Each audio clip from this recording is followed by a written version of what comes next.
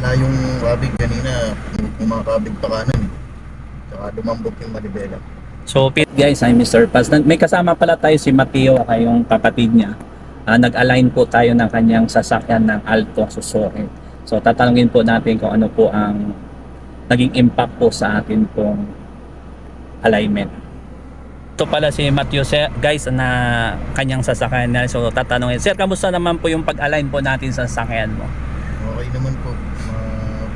Nawala yung kabig kanina, kumakabig pa kanan. Tsaka lumambot yung manibela. So pinaka-concern mo nito pagkabig dahil ginawa yung under chassis mo. Opo.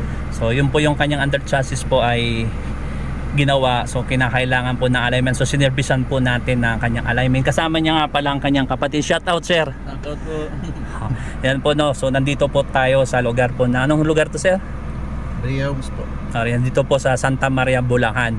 So sa ngayon po natapos na po namin, hindi ko na lamang pinakita yung pag-align po natin, pero according sa atin pong customer ay satisfied naman po siya sa atin pong ginawa ng pag-align. Bali, pinagpalit natin yung gulong at nag-adjust tayo sa tie rod para makuha natin yung tamang alignment ng kanyang gulong.